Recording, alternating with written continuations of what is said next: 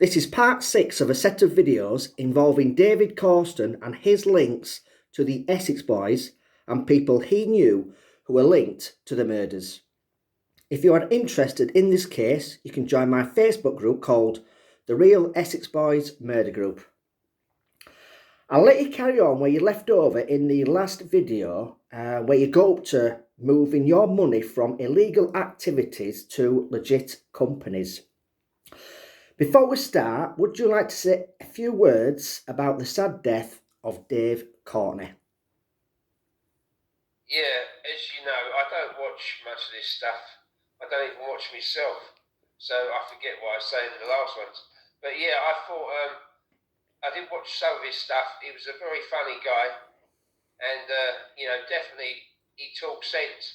Especially when he said about if you want to be a criminal today, that technology is your biggest threat, and he's totally right on that. And just a little tip to tell you, if they are on you and targeting you, always beware today that they would also bug your door mirrors on your car as well as inside, because they realise that most people get out and talk. So there's a little tip for you. Yeah, Dave Cawston, he did a podcast on the Dodge Woodall channel, and it's well worth a watch, especially when Dave talks about the time he went into a betting shop with a shooter. If the viewers haven't seen it, then it's definitely worth a watch. So, David, I'll let you carry on where we left off. Yeah, so part 5, the timeline is, just to go back on it, it was from 93 to 2000. 2001 was where we started cleaning the money up, like you say, in companies, and now we're sort of into about 2002. This is going to be a difficult one, this one, for me to talk about, because it seems some of it so surreal, and it's difficult for normal people to sort of get the levels here. You've got to remember, with what I'm going to explain, there was far more going on in all different sort of areas. It's just too complex to go into all of it. So we're being brief and we're skipping through it, because obviously this is about Rettendon. So, but there's some quite interesting topics here that we'll get to. So, look, I had to change my life at the end to operate at this level. I had to live a nomad lifestyle, very high level contacts I had, not OCGs, although I did operate with quite a few of them. Forget them. These were organisations, and they're global. So, they're well above all that. And obviously, up till 2000, from the early 90s, when I come out of jail, there was 3 operations into me. There's been 6 in total that we'll get to. But up till that point, 2000, there was 3. There was one police operation at the beginning where they thought we had a speed factory. I think I mentioned this, which was totally wrong. Yeah, we was dealing in like 50k a ton bit, but we didn't have a factory. And the second one, this is very relevant to Rettendon, because it was around the same time of the murders. Now, I recruited a fella as a runner for me. His name was Mark. He was a straight punter, an insurance geezer. So he went to work in a suit and tie, had a decent enough motor. So I got hold of him to run some drugs about, and he was doing that fine. Then this is always the problem you get. I told him not to mention it, keep his mouth shut and just, go about it, not start splashing extra money and stuff. His bird knew the coup as well, because she knew my bird. So, it's difficult if you do live with a partner and you're trying to hide this sort of stuff. So she was cool with it. So it was all good. But then what he started doing was telling everyone that he was the drug dealer, and acting a fool. And this is relevant to Rettendon. Now, what happened was, he got involved with someone, I don't know who, and he said he could go and get 10 kilos of cannabis, which is exactly the same amount as what Darren Nichols got caught with. Do you remember, by one of them ex-detectives? I do, yeah. On the way back from Steele, right? Now, it's exactly the same amount, roughly the same time. Now, the fella went and picked it up off a promoter geezer who I knew, called John. He went and got it off him, nothing to do with me. This fella was trying to do it all on his own, right, like an idiot, right? So there's another warning there, don't do it, stick to running, that's all you're good for. So he organised it, and on the way to drop it off to whoever he was going to go to, it was a blatant stitch up. He got pulled over and they found 10 kilos of cannabis resin, exactly like Nichols. Now, the fella admittedly was a straight punter. It was his first offence. Now, so when he went to court, I know Nichols had had the previous money thing, the dodgy money, hadn't he? Yes, But right. it's the same amount of drugs at roughly the same time. The geezer went to court and got 3 years. So again, are you telling me, right, people who believe that they're innocent, that Darren Nichols would change his whole life, his family's life, and go into witness protection to get, what, not go and do 4 years? Come on, innit? So, you know, there you go. It wouldn't have been a lot of bird for 10 kilos of gear. You know, simple as that. He'd have got a 4 maximum. So anyway, that's that one.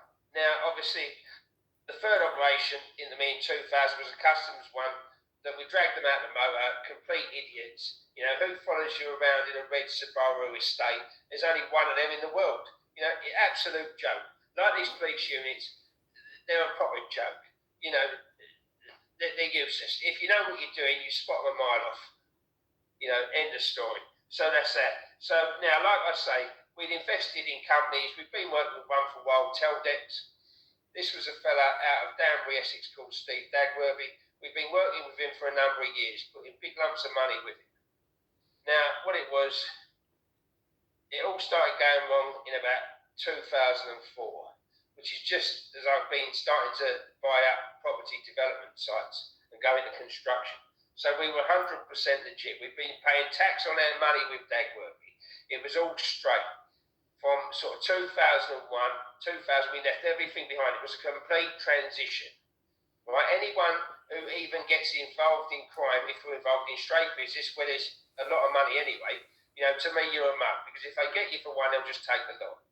Okay, and that was always my biggest fear. So once the transition was done, that was it. There was no going back to crime. You know, it wasn't a career for me.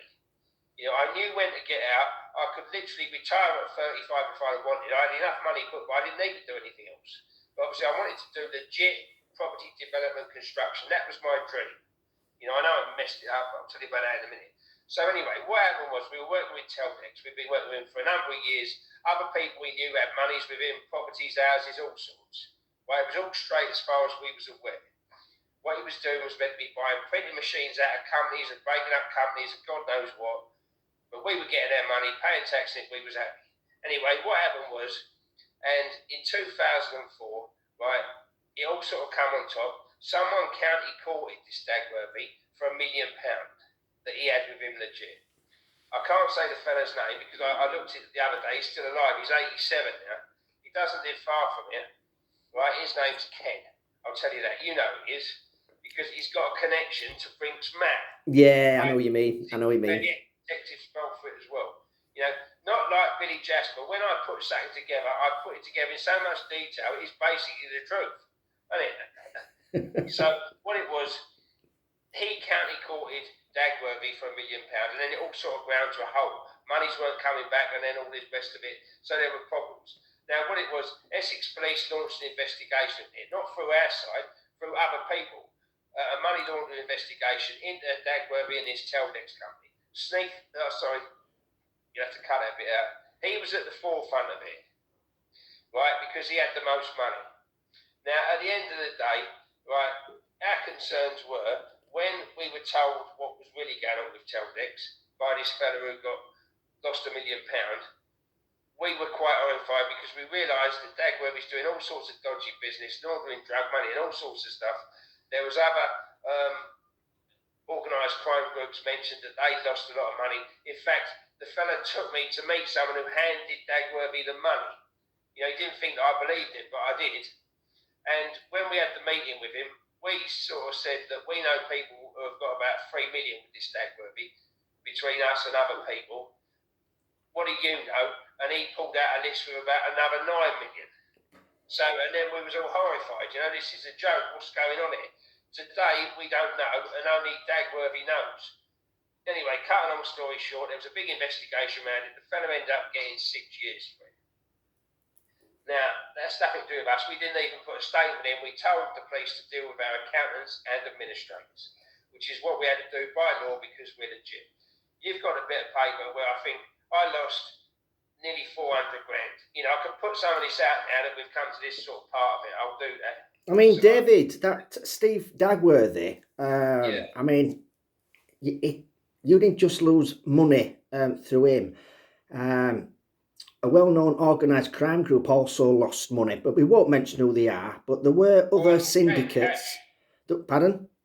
400 grand cash. Yeah, there were other syndicates putting the money through Dagworthy, and they'd lost their money. So basically, it would have been a wanted man. That's it, yeah. Well, you say that, he's still walking about today. There is another story behind that, because someone was meant to sort something out.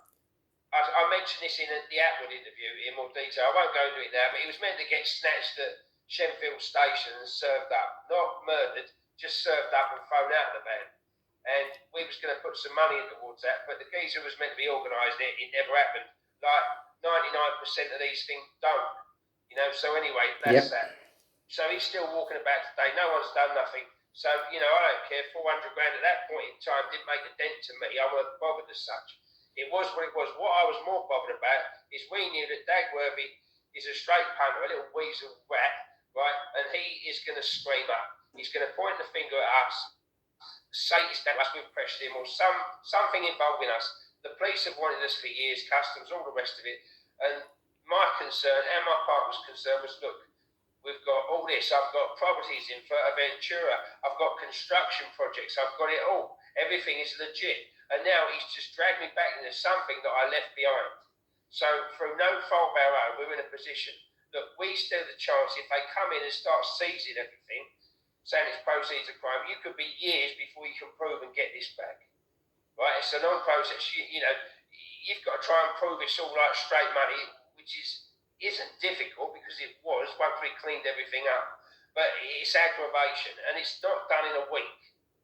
And again, you've got to pay people to do it all. It's thousands of pounds in accountants, and the police will string it out for months, well, for years, technically. So anyway, by then, everything sort of collapsed anyway. So they could have ruined us, right? So I couldn't take that chance. So that was when I made, technically a day, probably the biggest mistake of my life, and that was contacting Suffolk Police Intelligence Unit.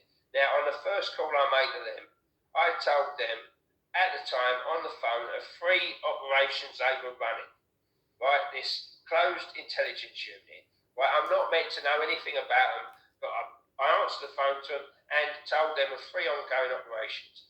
One was into a fella called Darren Shelley. They were on him. Another geezer, they was on him 24 hours, was a fella called Shane Crossfield. We tried to tip him off, but he eventually got 10 years. He carried on, right? So that's down to him. And the other operation, believe it or not, this is around 2004, was into me. And I've been retired 4 years. You know, what are they paying at? So anyway, I wanted to do it to get their attention, right? To get a meeting, to then explain our position with Dagworthy, what we know is going on, what we've been dragged into, right? And obviously there's an investigation by Essex Police into it anyway, money laundering. But, you know, they're not looking at us, but they might do, depending on what this little Dagworthy says. So anyway, that was the reason behind it all, you know, and I had to do something because of what was at risk. I couldn't take that risk, you know, and that's that. We didn't grasp anyone. There was nothing to grasp. We just said what Dagworthy was involved in is God knows what, but look, we had nothing to do with it. So the first meeting was at Stansted Airport Arrivals. That was with Special Branch. Right, now these 2 were a specialist unit, and they only worked for the DCC of Suffolk at the time. Her name, the witch, was Jackie Cheer. Now again, relevant to Redden, she was in charge and heading up professional standards during the murders, right? And she was involved in part of the cover-up into the only corruption involved in their murders, which was D.S. Stimson and D.C. Bird involvement with Darren Nichols, right? Which was all done behind closed doors. Yeah, right. I believe Williams and Steele solicitor wanted to attend, right, to find out what was going on, because obviously, you know, it has got a link to Nichols and it has got a big link to corruption. So, you know, Essex Police shut the door on it. No one could go anywhere near it. You've seen all the write-ups in the media. One of them even went back to work for the police after he sued them for God knows what. Another one, it cost, they paid him $2.5 million, I think, wasn't it, or something? I don't know. It's all just massive payouts and cover-ups, right? Total corruption. But she was heading up PSD, and anyway, she's as corrupt as you can get.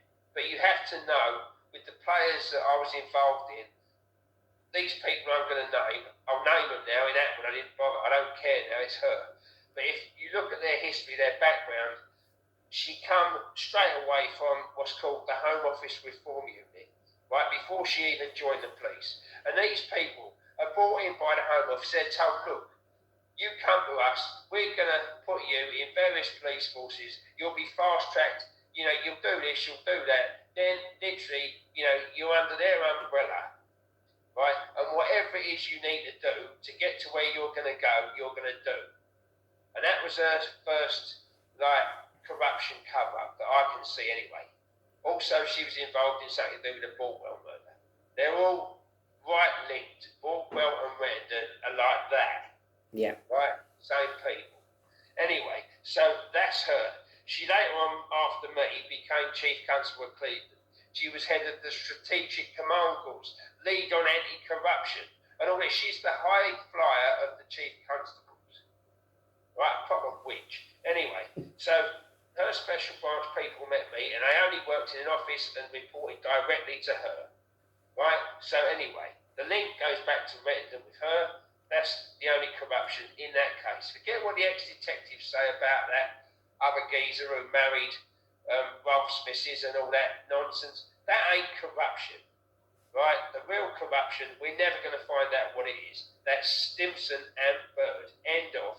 And obviously linked to Nichols. You know, so that's that one. Now, what it was, I met them again shortly after, because what they were more concerned about is how I knew about their ongoing operations. And I said, look, you know, obviously I know about all your operations.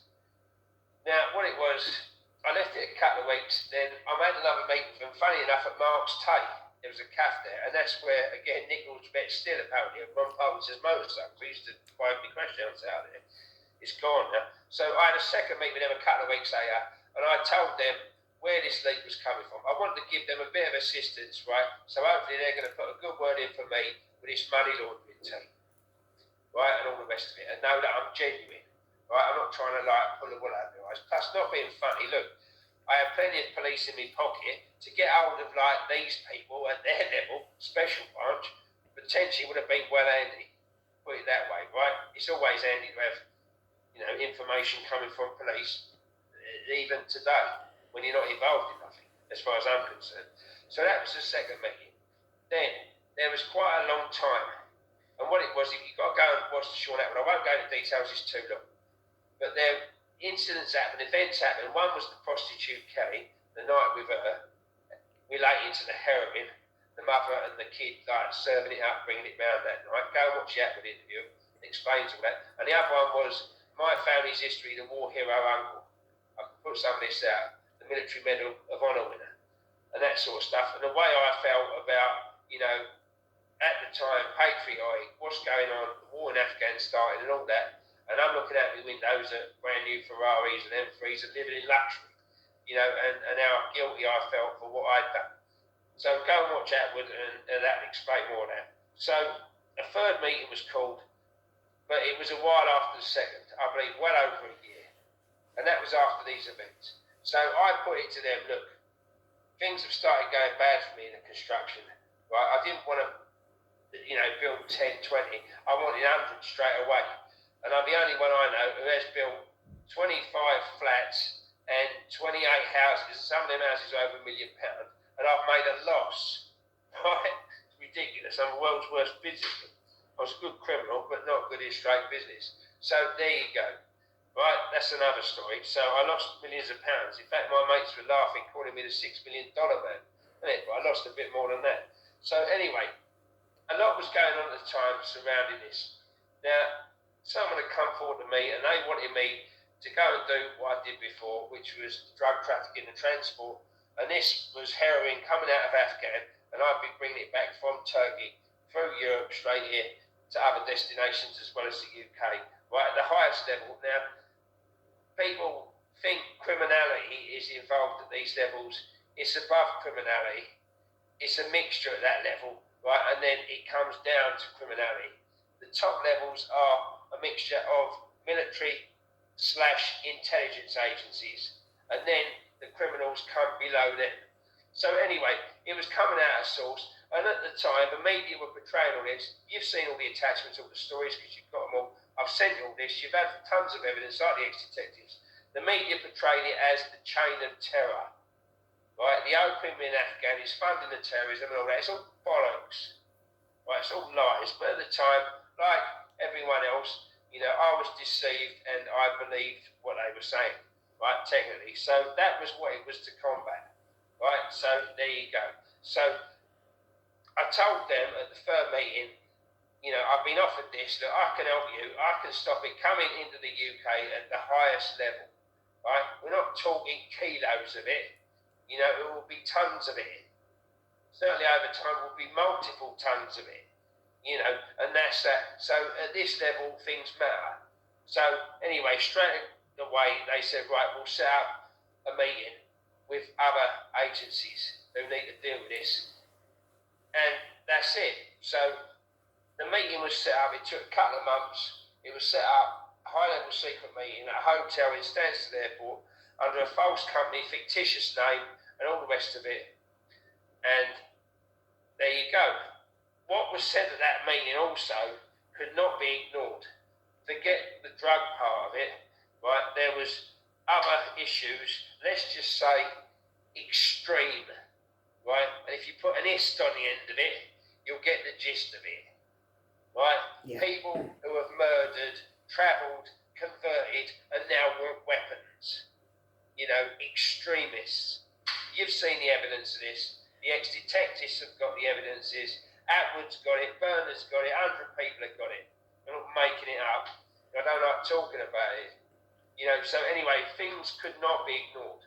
Now, I went along to the meeting, right, said what I had to say in front of these people, told them basically, what are they playing at? I pushed a document across the table which showed that they were seizing at the time 3% of drugs at the border in the UK and 97% within the UK in 300 and something thousand police raids. You've got the document. I said to him, are you not taking the piss? We're meant to be halfway through a global war on terrorism and you're only getting 3% of the drugs at the border. Hey, you're wide open. Shouldn't it be the other way round? You should be seizing 97%. It's a joke. It's all just to give the police something to do. If they targeted the higher levels, no one would get any anyway. And they know who they are. In fact, it's them who's doing it. I know and can prove all this. Not just talking about it. And we'll get to that as we go. So anyway, cut a long story short, these special branch were really only concerned about getting this one inspector, their main lead in this unit. Right? I said to them, look, they said, would I help them? I said, well, look, hold on a minute. I know how bad your leaks are and all that. You mess everything up you touch, right? You're not really capable. I'm not doing it unless you tell me exactly what it is that you're doing. That's the only way I would agree to help you to get this one. And they said, well, we can't do that. I said, well, sorry, I can't help you then, and that's that. And I knew where the meeting was going. Look, it's always them and me. You're never in front of the right people. That's the hardest thing. I've mentioned this before. The hardest thing in anything in the world is to get in front of the right geezer straight away, or woman, who can do what you want them to do and they're up for it. They have the power to do it. They ain't got to run back and ask people to do this. I mean, these special ones had to run back and speak to her, the witch, Jackie Cheer. The other mob, well, God knows where they went. I knew they were. There's plenty of them there from all different groups and agencies. So anyway, that was the end of it. What happened was they double-crossed me, right, and they started following me again, behind me back. I found out about this, got tipped off as I'm going to, right, by my sources, and that was it. I tried to contact them, left a message one night, never heard nothing. By then, I met my third wife, so really things were going wrong, business was crashing, it was all going tits up anyway, so I was happy just to get out from where I lived around the Dedham area, and I moved to this, in Norfolk, that way. I moved up there, so I sort of got out of here. Then, what happened was, then I got out because of information at that meeting I believe was so serious that it couldn't be ignored. Right, I wouldn't have it ignored, it can't happen, right, no way. And I will declare what some of that was up the road when we get to it. Now, I moved to this, and then we moved near Thetford Forest. And what it is, look, when you meet someone, you never know their history, their family's history, who you're getting involved with. she was a traveller bird, but, I'm not slagging them off. I married her, so my son would be half a traveller. So what it was, her mum was involved with a paedophile and all the rest of it, and he was involved in a ring, and stuff come out involving the young girl one night, and police were called with children's services, and, really, she jumped the gun. If I'd have known what I'd have known, I'd have dealt with it, like I said in the Sean Atwood interview, but I couldn't do anything. Anyway, it all got very, very serious, and what happened was, police come out, and I told them, you've seen the reports on this, I can put this out now when it all comes to it and links it all this sort of stuff. I'll put out there now because I don't care. You'll see the actual report where that night I told police to go and get a handgun from the pedo's house. He's a tax exile. He has to spend 6 months out of the country for purposes due to tax and stuff. He's got so much money. He's got a place in New Zealand, Isle of Man, all over, and tons of places in the UK. So that was it. He was in New Zealand, well out of the way. There's nothing I could do. So for revenge for the little girl and all this other nastiness I had, serious nastiness, right? I've got it all recorded, her telling police all this. I've got all the evidence, children's service, you name it, I've got it all. And it's nothing to do with me. It was what I got dragged into, happened well before I was even on the scene, years before. And, it was her fault it all happened. She should never have nothing to do with it. Certainly after what I had. Anyway, so I told police to go and get the gun. They didn't go and do it, covered it all up. Right, but I also named 5 people in 2008 linked to this geezer, part of a pedo. Right, that got covered up and ignored. I've got evidence 11 times. That Jackie Chair and others, I've asked for the head of the pedo unit, nothing happened. But 5 years later, as you know, while I was in jail, a woman came forward from 30 years before and took the main one and his nephew, who I didn't even know was involved, to court. The first trial, they had a retrial. The second one they got off. Now, my evidence would have helped that woman, and because you've helped me try and find her, didn't you? I did indeed, mate, yeah. But we wrote to the media to try and get her name and details, but they weren't having none of it. They wanted us to go back to police who covered it up in the first place. Exactly, yeah. So anyway, I'll put this evidence out there, and maybe someone might know that woman. But anyway, that's the seriously it got to. So that's the pedo side of it all, right? But we won't dwell on that. Right, another cover-up, end of story. It's not grassing to go and grass them up. That's all I could do that night. The weapon was there. It was a Luger, which is a World War II officer's gun. It was in his chimney breast. End of story. Simple. Right, and I have more evidence, all the rest of it. So that's that. So anyway, now, where am I?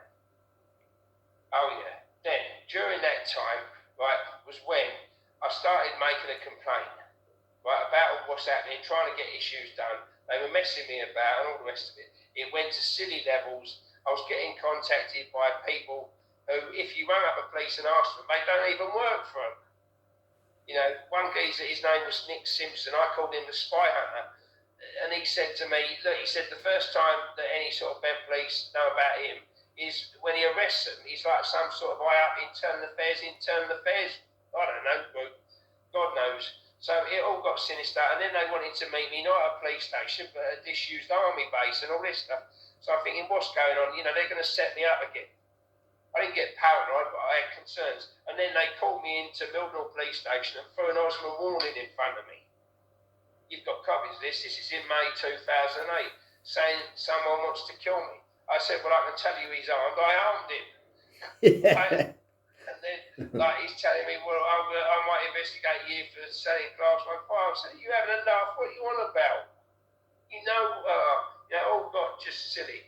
Anyway, so then, basically, I contacted who would be classed as, one of my top enemies from the past, which was Customs and Excise.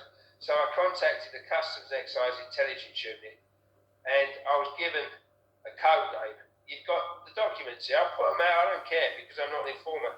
It even says I'm an untested source. My code name was Lee Woods. Now, I was in contact with this fellow, Paul, that's his real name, from Customs and Excise, up until the siege, just prior to that. I only spoke to him a handful of times. What I was concerned about, he was trying to find out about anything about what was said at that meeting. Right, it could not be ignored. And obviously, I was trying to tell him of the ongoing situation with myself. I'm not grasping anyone. I've been out of the game. I've never grasped anyone. So, let's get that clear. It's as simple as that. But it was my position at the time, what's going on around me, and all to do with that meeting. Right, end of. And I liked the fella, and we got on all right. But it was only a handful of time from around sometime in 2008. And when I tried to contact him just before the siege, he'd left. So there was long periods of time. I'm not on the phone with him every 5 minutes, hardly at all. I say not even a handful of times. So that was that. So then I moved to Norwich. I'd had enough, and I moved again. So we left there and went to move to Norwich. That's the house you see on the siege. Again, small houses is not me, but there you go. I've lost a lot of stuff. I had some properties abroad still that they didn't know about that I was going to remortgage and just cash out. And I had like assets, number plates, watches, silly stuff like that, but most of it had all gone by then. So I've lost a lot of stuff, and what they should have done was acted on, what I wanted at that meeting. Go and watch Atwood and you'll see what that was really all about. So what it was, when I came to Norfolk, all these problems like that, she got a bit spooked with these husband warnings and stuff. She's a bird, rightly so, they do, don't they? I weren't bothered about it. It was over straight business, nothing to do with what they said, drug money. I've been out of the drug business. They said it was over £250,000 worth of drugs. No, it wasn't. It was over 90 grand, and the geezer got that back. He was a former mate of mine. It was all bollocks. It was only because he got it back in instalments that he had the out with. He's just a maniac. So that was it. So, end of story. So, again, their information, intelligence, whatever you want to call it, right, was always wrong, as it normally is with police. So then, issues were so serious, there was far more information I had, like you say, not related to criminality, really, well above that. That couldn't be ignored. So then I reached out to the MP who assisted me. Now, I'll give him a file. I'll put the document out. You've got it all. Where the MP confirms the first person he wrote to straight away was the head of SOCA, which is the Serious Organised Crime Agency, for his personal attention, Bill Hughes, enemy number 2 with me. So that was that one. There was issues there with that. I won't go into too much detail. I took a polygraph test around that sort of time. 7 questions. I'll tell you what 4 of them were. You've got copies of the test. The detectives have got it. Atwood's got it. You've all seen it. I'm making it up. And let me just tell you about this as well. I've offered them ex-detectives, as you know, online to pay for once and still to do a test. Let me just tell you, there's something on Netflix at the minute. People need to go and watch. It's in the top 10. It's called Murder in Suburbia. Right? It's this charity called Inside Justice. And what they do, anyone who thinks that they're being wrongly done, like what they think, right, contacts Inside Justice. And if they think they can take you on, they'll try and find enough evidence to back you to then go back to the CCRC. But the first thing this bird who runs it asks you to do, right, and if you go and watch this one called Murder in Suburbia, you will hear it yourself. The first thing she asks this geezer to do, he's in there for murdering his missus, right, is, will you take a polygraph test? And he says, yes, I'd love to. And then watch what happens at the end when they go in the jail. See what he does. He bottles it, right? He don't want to take it. And let's get this right. I see another thing recently on it as well, where after the genocide in Rwanda, the geezer fled to Switzerland, I think. The FBI wanted him, all the rest, World's Most Wanted.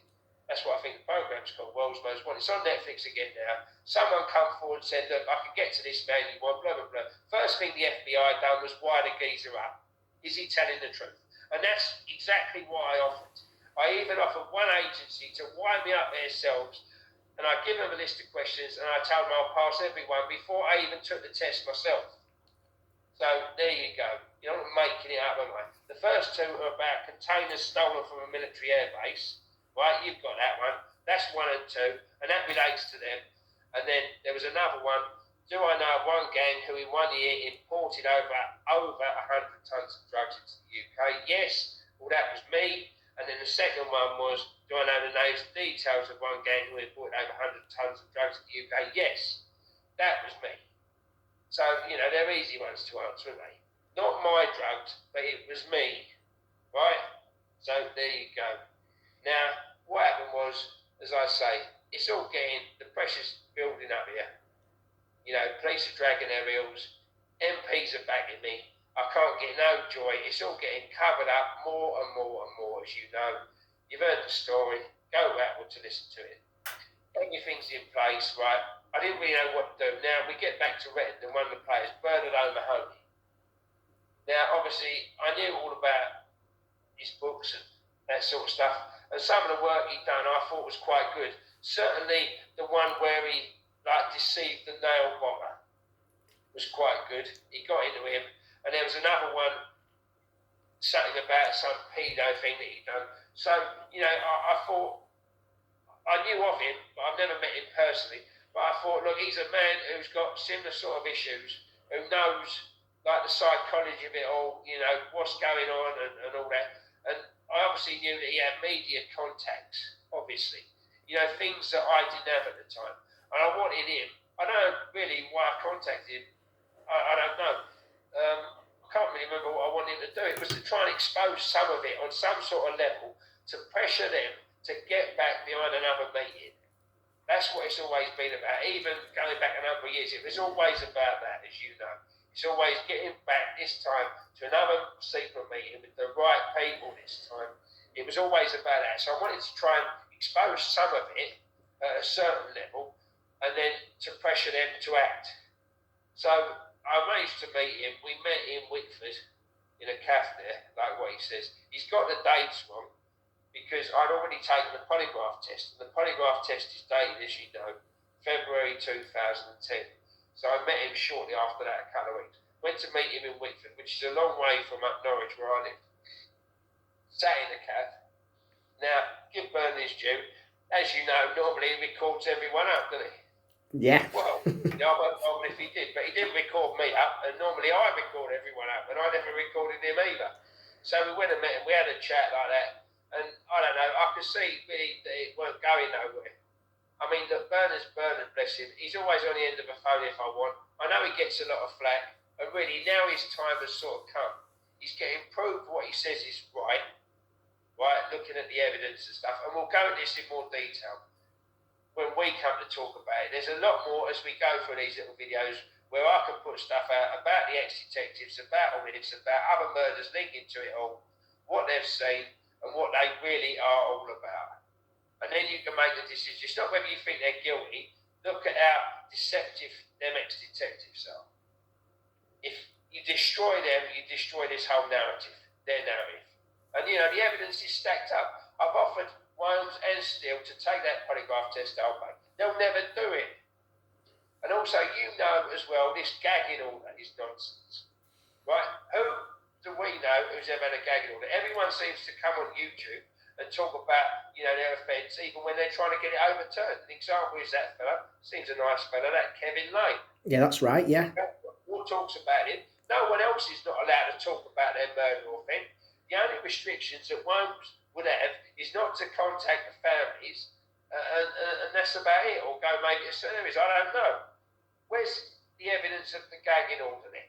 I've challenged them on their groups to prove all this, and it hasn't happened. We've asked their solicitors, as you know. I set them up later on, you'll hear about all that. There is no gagging order. Prove me wrong then. Show me the gagging order. Because you will be allowed to produce that.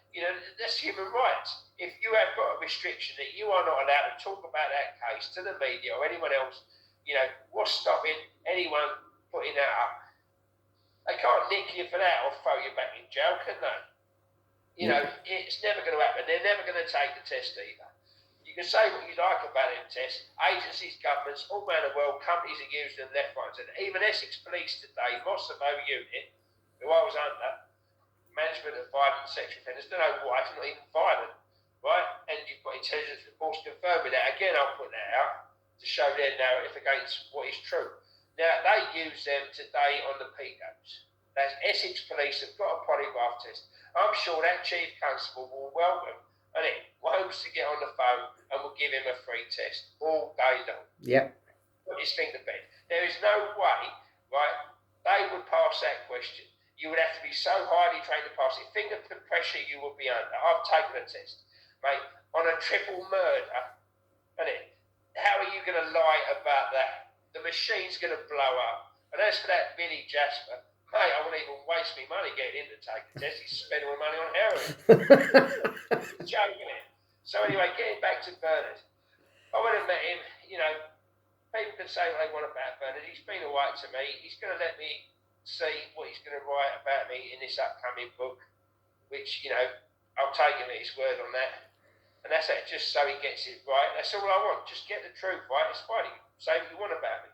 I don't care. Slag me off, do whatever.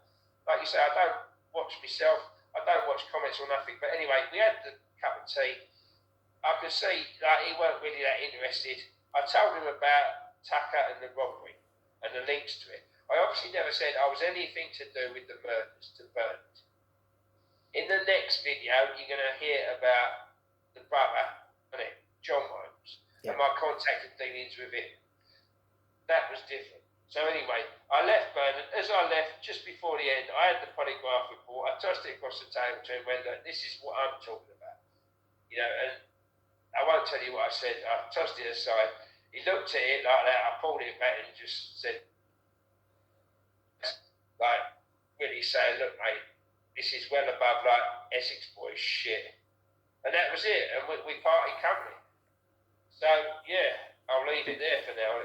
Yeah, thank you, David, for taking your time out to make this video, and I'm looking forward to the next one. So, goodbye for now, mate, and take care. Yeah, cheers, mate.